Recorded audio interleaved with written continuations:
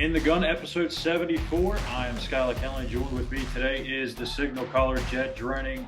And we've got game week. We're only a few days away now from West Virginia heading to Happy Valley to take on the Penn State Nittany Lions in what is going to be an absolutely insane atmosphere.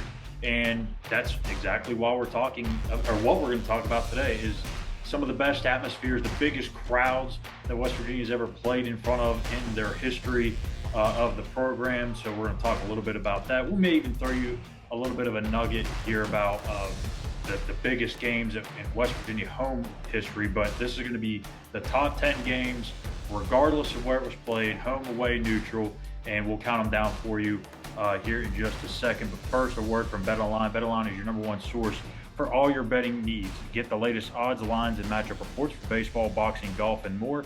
BetOnline continues to be the fastest and easiest way to place your wagers, including live betting and your favorite casino and card games available to play right from your phone. Head to the website or use your mobile device to sign up today and get on the action.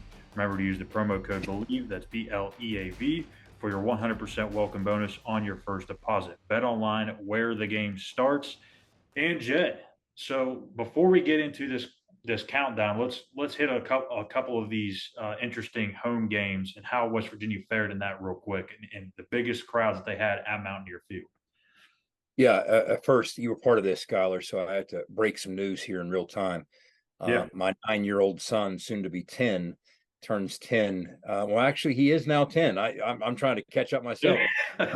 He's mastering his states and geography and things of that nature. So he's angling towards getting 100 on his test so he can earn some video game time here at Fort Drenning. So yeah, he came down all fired up and showed me the score between tapings there. So congrats, Mav. You keep going, buddy. I'm proud of you. But when you look at Mountaineer Field history, that's one thing. We're obviously looking at all games. Most of those largest crowds were not in Morgantown, but the largest crowd in Morgantown history, Mountaineer Field history, was, as we all know, the 93 game against the number 4 ranked Miami Hurricanes. When we knocked them off 17-14, that was 70,222.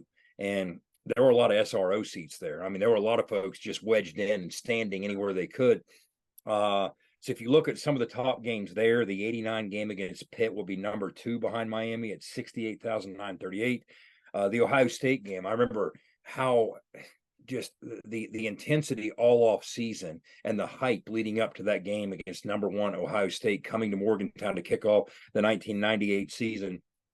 And that turned out to be the 3rd largest crowd in the history of Mountaineer Field at 68,409. But that gives you some sense of it. What we're going to do when we come back from the break is we're going to look at the largest crowds.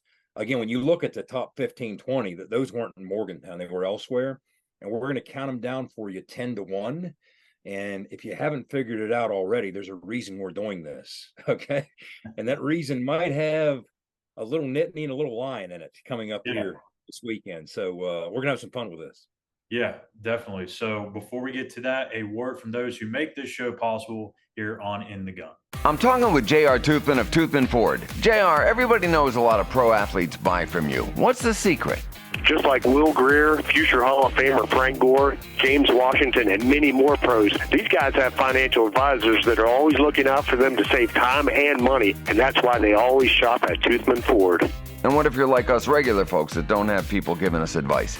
You don't need a financial advisor. Toothman Ford will save you time and money no matter who you are. Plus, we'll buy your car even if you don't buy from us. Visit ToothmanFord.com and get a quick, instant cash offer. That sounds like a score to me.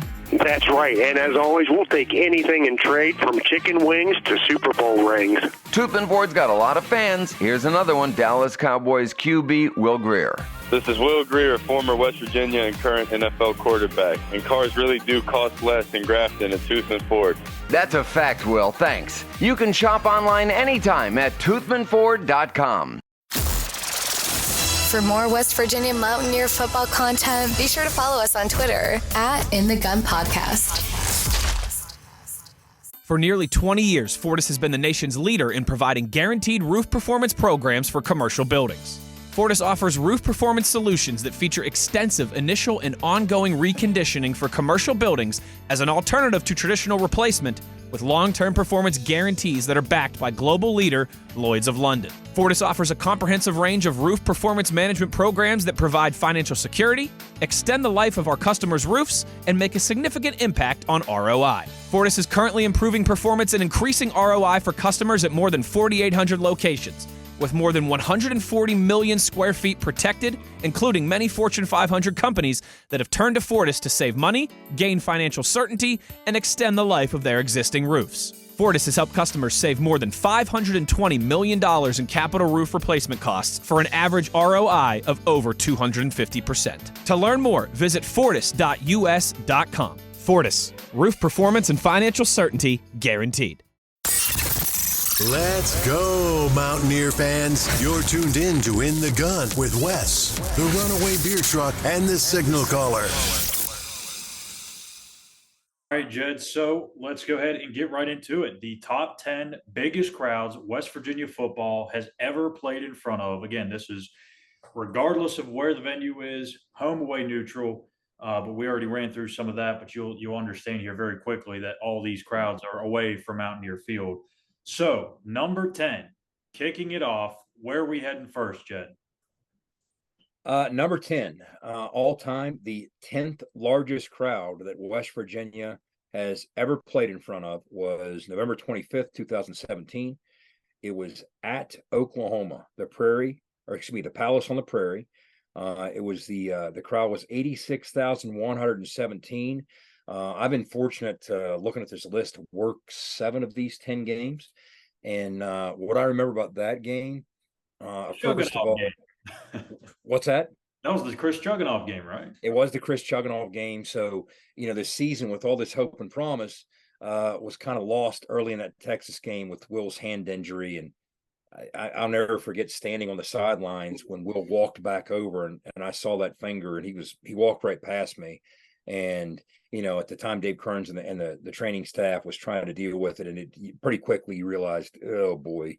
Yeah. And so anyway, Chris Chugginoff came in and had to start the next week. And I remember that Dana and the offensive staff tried to get creative and take some air out of it. Kenny McCoy running some wildcat stuff. I mean, we did what we could. But we were facing an incredibly talented Oklahoma team. If you remember, that was also the game in which Baker wasn't allowed to start because of the incident at Kansas. So instead, they had to settle for Kyler Murray starting the game. And all he did was rip off a 70-yard run on the first series right in front of our sidelines. And I thought, wow, first we deal with this. Now we got Baker coming back in. It was just it was nuts. But one of the things I think of with Chris Chugginoff, people might remember that when he left, he ended up at Ohio State, and they had this kind of strange situation playing out at quarterback with some injuries and some other things going on. He had to play a decent amount, or he did play a decent amount, and he ended up with 6 touchdowns, no picks. I mean, he was a pretty productive backup option for Ohio State, but, hats off to Chugs, but didn't work out so well for us in Norman or in the bowl game against Utah. But that is the 10th largest crowd West Virginia ever played in front of. Blowout loss at Norman, 86,117 in 2017. Yeah, number 9, we go to a little ways back, way before my time. I was -13 at this game. That was October 22nd, 1983, in front of 86,309, and that was at Penn State. So at Penn State, that's the first of a few that we'll have on this list. So go ahead and freshen us up on this game a little bit, especially me since I wasn't even around for it. Yeah, you were -13. I was net 13. Okay, yeah. So something tells me I wasn't on the sidelines with a mic in my hand quite yet. But we went up there and fought the good fight. Obviously, the big story in that one was Jeff Hostetler returning to Penn State, right? And Haas played a good game, threw for 273. But unfortunately, we couldn't find a way to stop those guys, and we were kind of overmatched, and we lost the game 41-23. But Schuyler, this gets into a trend that you've seen in recent decades, and this speaks to it. You had basically a sellout at Penn State with 86,000 people in 1983. And now these stadiums have expanded multiple times, the SEC, the Big Ten, to the point that ranks nowhere near the top largest crowds in the history of these facilities now. So, but that's what I remember about it is Haas going up there and fighting the good fight, but it wasn't quite enough. And that was the 9th largest crowd West Virginia has ever played in front of, the 86,000 and change at Penn State. Yeah, and I'll go ahead and take this number 8 one because I'll remember it before I remember the next one on the list, and that's kind of be a theme here for a little bit until we get towards the top of this thing. But this one is 2009 Jordan Hare against Auburn, 87,451, and if I remember, I feel like that was the monsoon game, right? It was. That was just It an was. and you probably have more of a recollection of it than I do because again, it was years ago. But I do remember that game was sloppy. It was a slop fest. Auburn ended up winning that game 41-30. But how fun was that one for you? Well, a lot of things I remember about that one. That was back in the days when we showed up at the stadium the day before and actually did a walkthrough. And I remember just, how impressed you are by the trappings of Jordan Hare Stadium, Yeah. and all the glory that it is. It's just a neat facility, and not to disappoint, it was a sellout crowd. I mean, Auburn fans are right up there in the SEC. That's one of the things I learned that night. And against these other SEC teams we faced, I'd stack Auburn fans right there toward the top. But I remember standing for 45 minutes in one of the corridors with the Auburn band, and during the monsoon, we were all seeking cover and watching these spigots, these pipes. It was almost like gutters, just shooting water straight across down at the end of the corridor. And I was asking, I used to go to school in Alabama, but I wasn't out on the plains, right? I was in Birmingham. And I was asking some of these kids, I'm like, this is uncommon here, I assume, right? And they said, my grandparents are telling me they've never seen it. So yeah, that's uncommon, right? So the game gets started. And what I remember, I told Stu in the locker room, I was like, I remember about some of the bigger games we had as a passing offense, like when I was in school, they tend to come right after big rainstorms because the footing's bad, the wideouts know where they're going, the DBs don't, and wouldn't you know it, we threw the football pretty effectively. Defensively, Jeff Castile solved Gus Malzahn's run game. Back at a point, it's hard to think about this, but nobody had solved Gus Malzahn's run game up to that point. Nobody. And I remember watching tape with Jeff at the team hotel, and he's like, Jed, unless he reinvents himself in the span of a week, I think I got his run game, but the best I can do is force him to throw it. I can't control everything, but I can try and force him to throw it. Now, we got to make some plays there, too. And if you remember how this unfolded, they made some big plays in the pass game. They weren't that effective. I think they averaged like 2-4 per rush. So we slowed down their run game. Noel had a big game for us.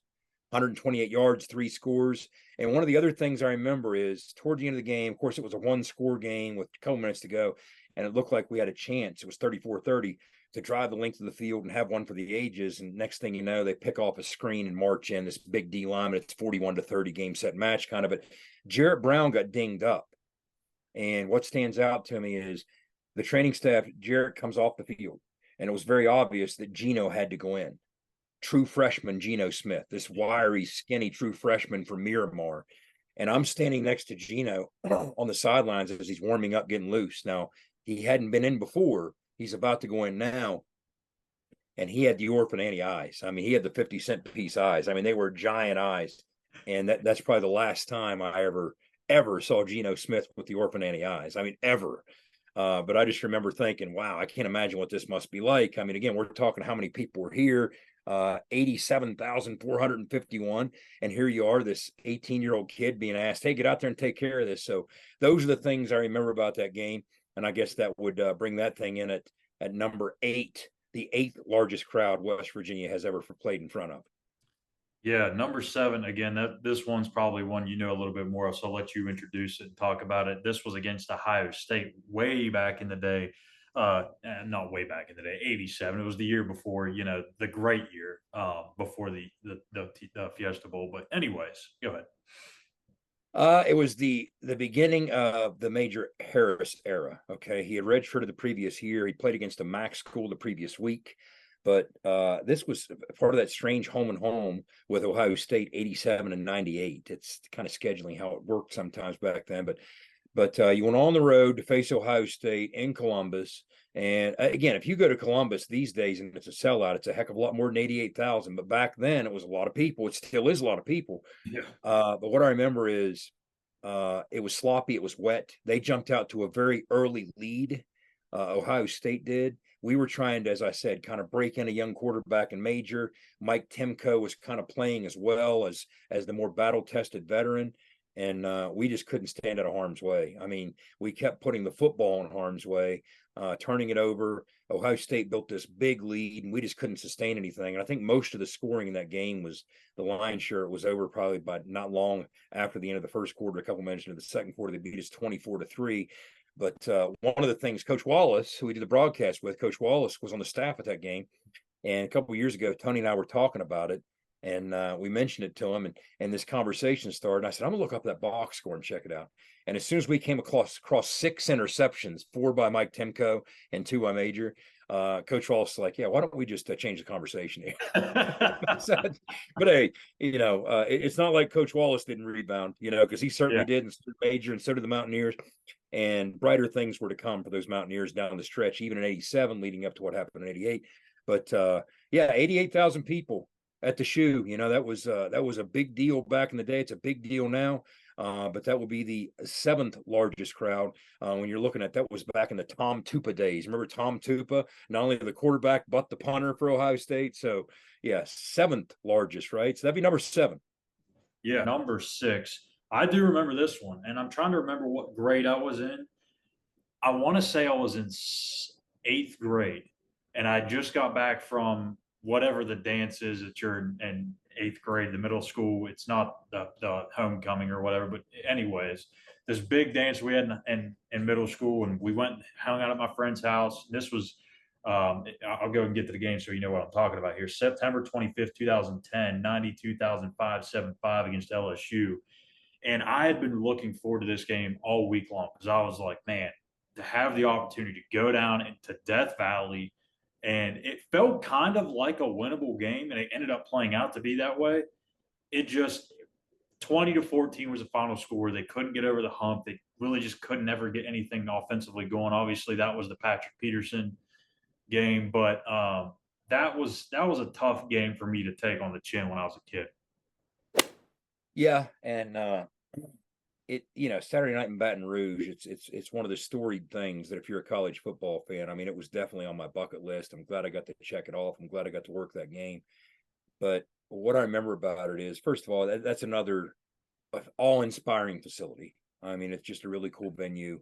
If you ever have a chance, I recommend it. I put Mountaineer on that field to outsiders. I tell them all the time. But it's one of the meccas of college football, college sports at large.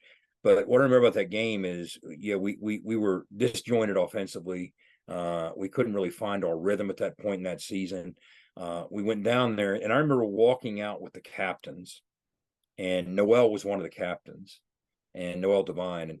And when we came out of the corridor, out of our locker room, it was down in one corner of Tiger Stadium, and the officials held us by the pylon. They held the captains up with the pylon and said, wait right here. And as we were waiting, I looked, and 5 feet away in the giant cage is Mike the Tiger, the LSU mascot. All right. Now, don't ask me to assign the Roman numerals of which Mike the Tiger. I 104, 17, I have no idea. IV, VII, I don't know. But it was one of the Mike the Tigers.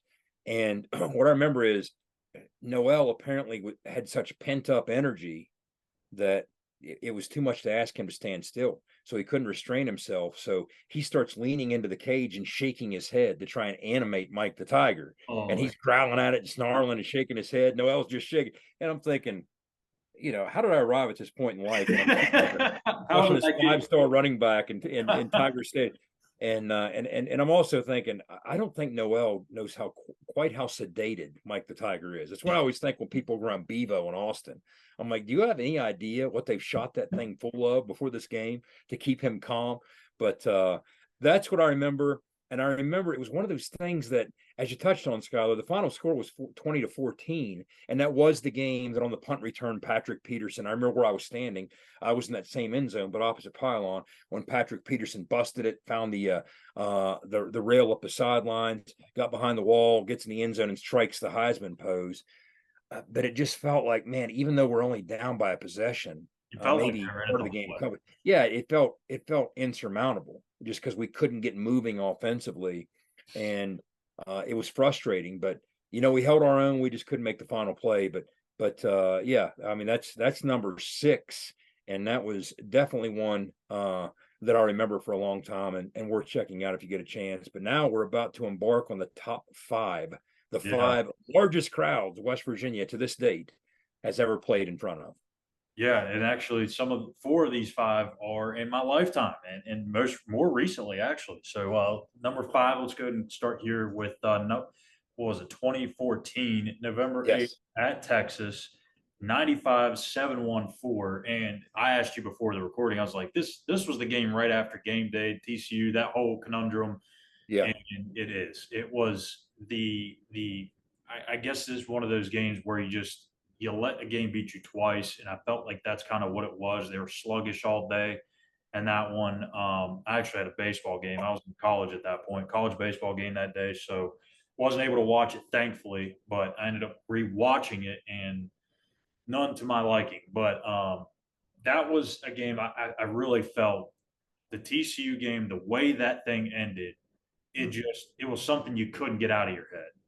I don't know. I mean, you were around the team at that point. You probably have a better understanding of it, but that's kind of my general feeling as a time not really into it. That it just felt like a game that beat them twice. Yeah, and of course, when you think back to the TCU game, 2 ranked teams, College Game Day, ESPN College Game Day in Morgantown, big game environment. What happened to Clint on the non-call when he got denorganized by the TCU defender? So, a lot of people say that was the end of Clint Trickett as we knew him, right? Well, we saw, as you touched on, Schuyler, we definitely had a hangover, an emotional hangover, heading to DKR that next week. And when we showed up, again, even when the flats crowd with a bunch of T-sippers, it's still, in this case, you're looking at 95,700 T-sippers, right? That's a lot of T-sippers.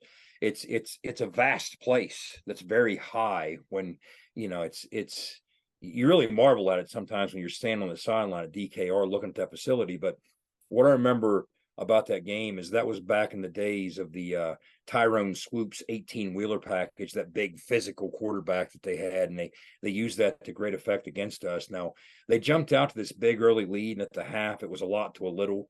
Again, we were slow out of the gates, so we had a lot to overcome coming out of the half, and we knew that.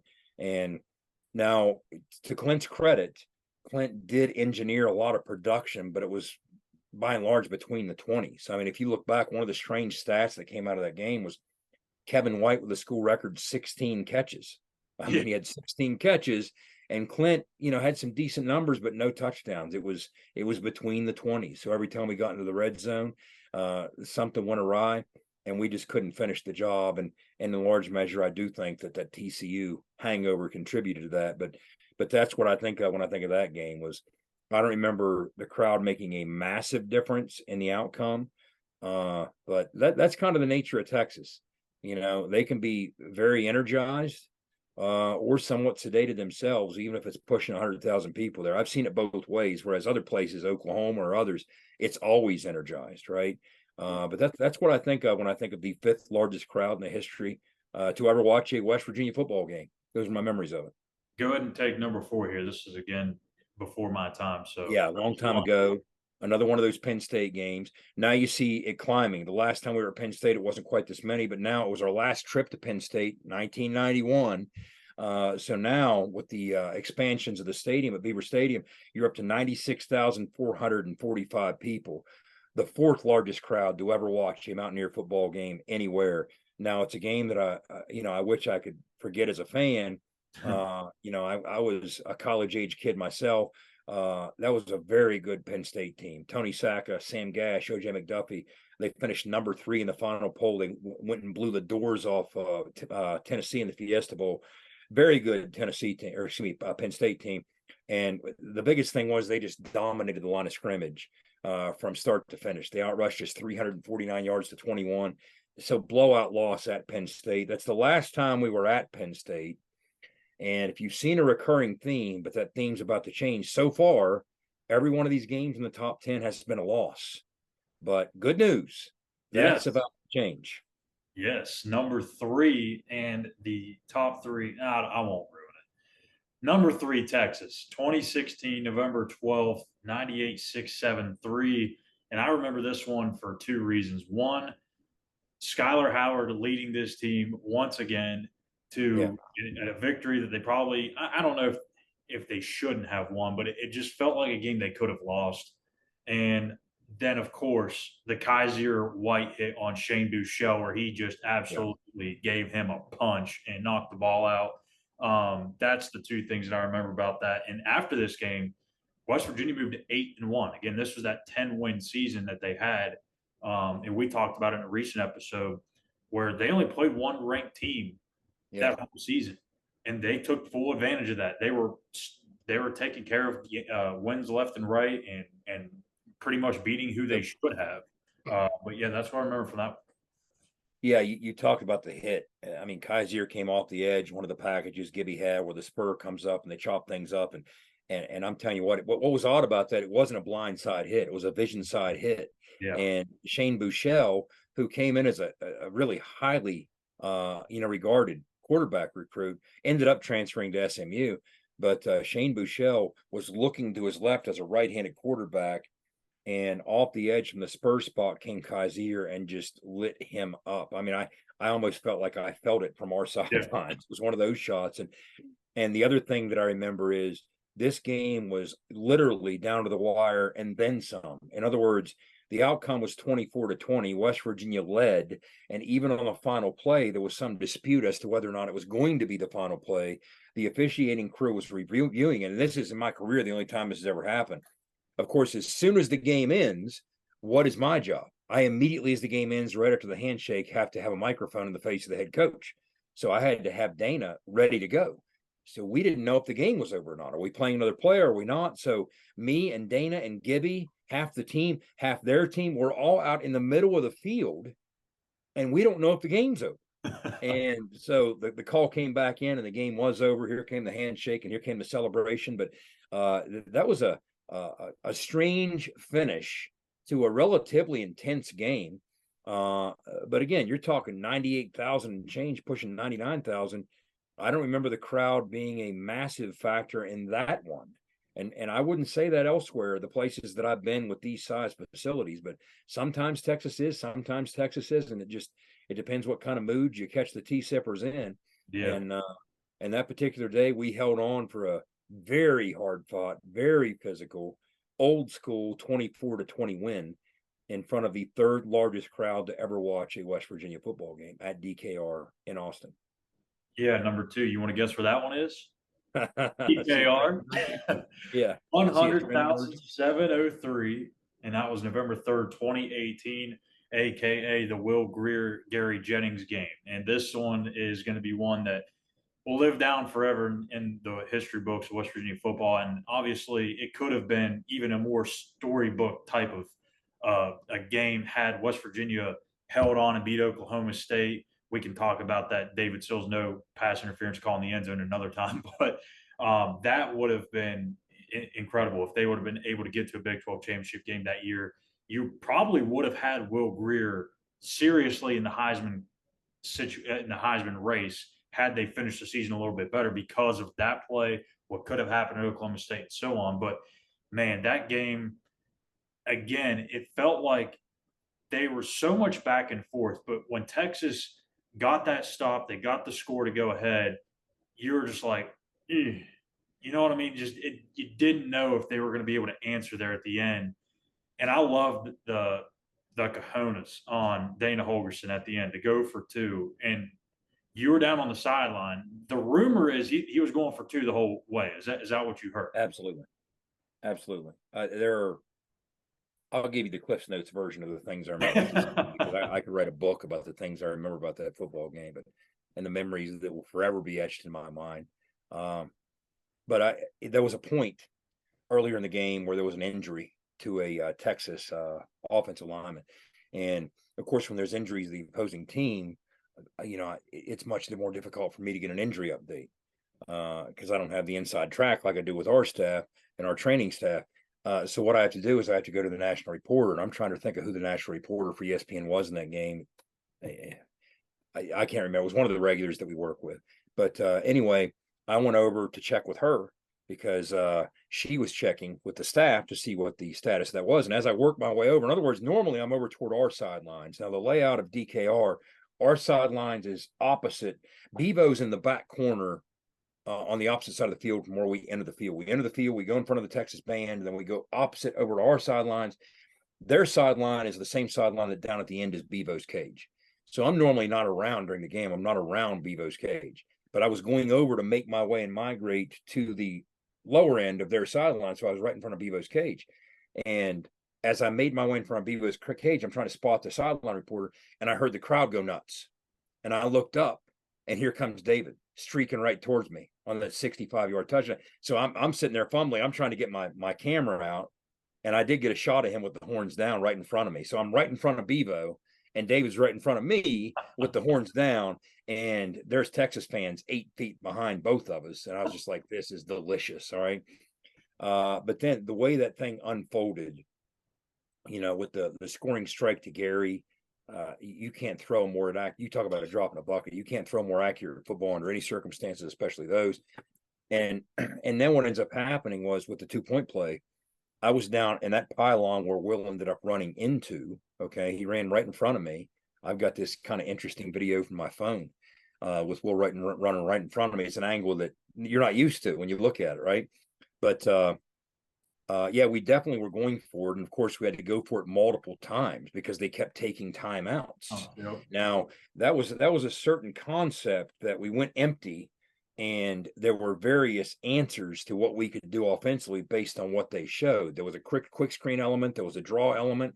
There was a single coverage element, one-on-one with an option route back to David. So you had different options depending on the alignment of the defense. And early on, it looked like the option was going to be the option route by David, which we had that too. But ultimately, what ended up happening was Will, just being the gamer that he is, in the play that he made, he recognized just enough daylight to say, you might get me, but you're not going to get me before I breach that goal line. I can stretch this thing across there. And so he ends up running right in front of us. Okay. And our athletic director was right behind me. He runs right in front of us. And as he did so, he scored.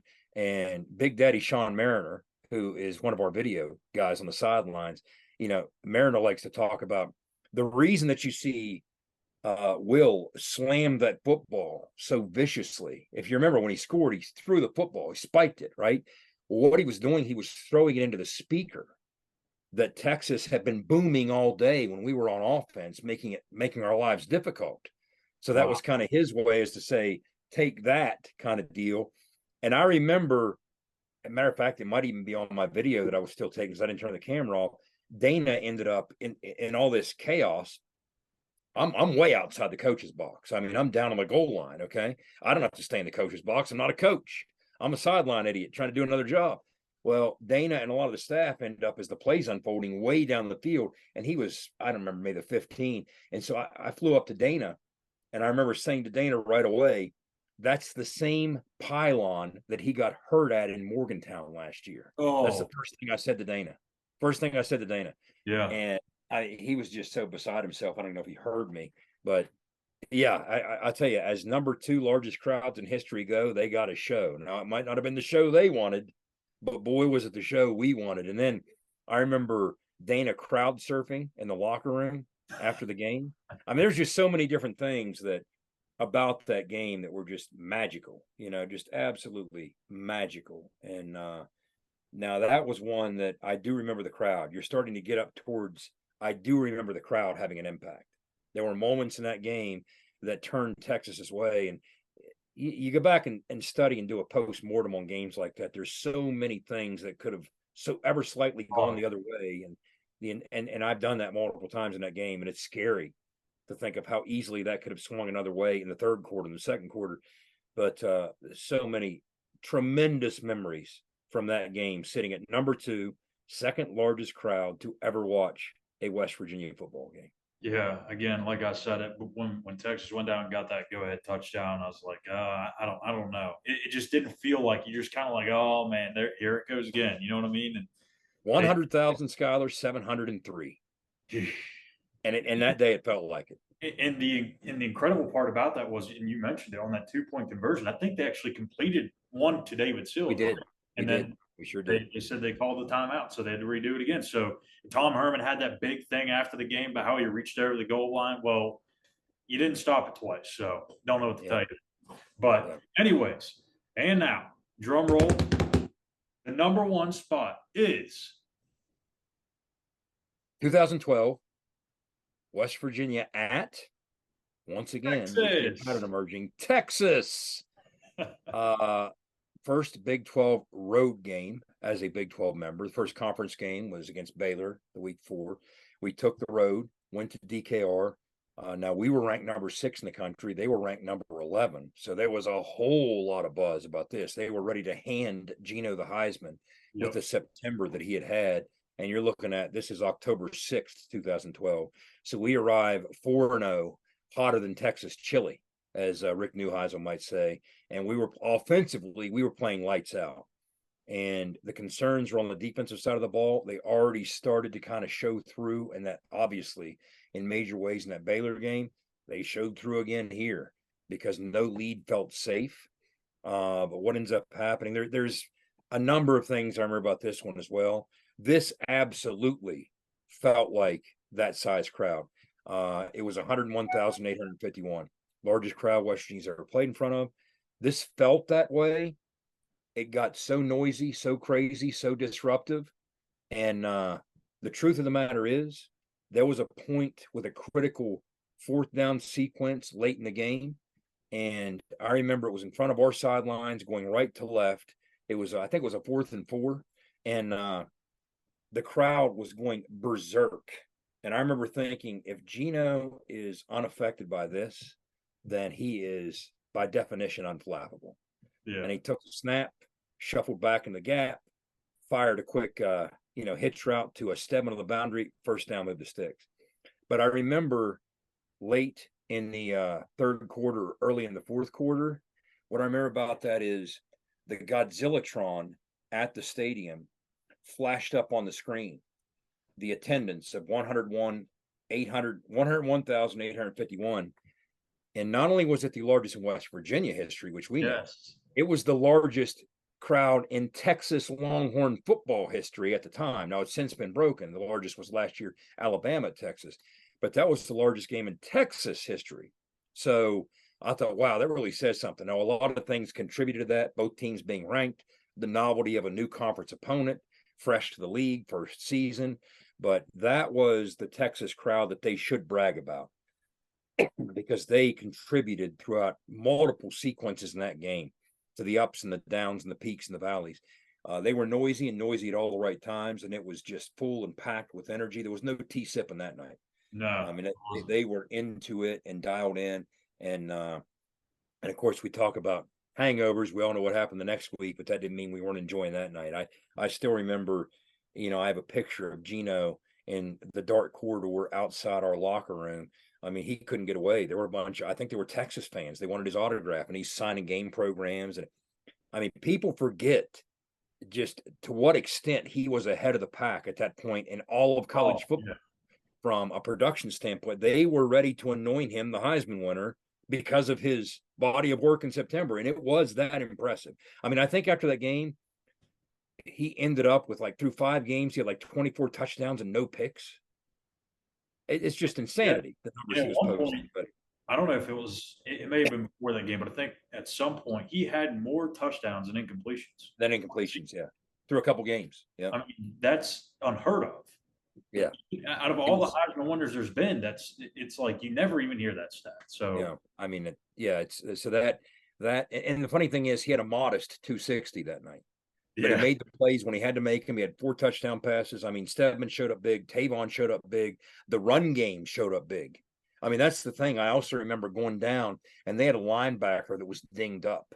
And one of the conversations I was having, I remember Dana watching tape on the plane, and we talked to him in the hotel, and he said, hey, I think we can lean on them. We had a 200-yard rusher that night. That's the thing about that game that most people don't remember is Andrew Bowie doing what he did. Well, they were dinged up at linebacker, and we thought we could kind of have our way with them and lean on them and take advantage of that, and boy, did we. So everything went according to plan that night, and it was an awesome win. That was also the Carl Joseph killed a man in Texas night too, which was something. Yeah. I felt that for Marquise Goodwin. That would have probably been a targeting maybe in today's game, but of course, what's not, Yeah. So there's your top 10 most attended games or most watched games in West Virginia football history. And of course, the whole reason behind all this is because they're probably, well, not even probably, it's almost a certainty at this point. Saturday's game against Penn State, the opener, will without a doubt be the most watched game in West Virginia football history. Highest attendance. Yeah, when you look at some of the things unfolding at Penn State, first of all, some of this is pretty regular at Penn State. According to The Athletic, Penn State sold nearly 92,000 season tickets in 2022. That was last year. 92,000 last year. That included more than 20,000.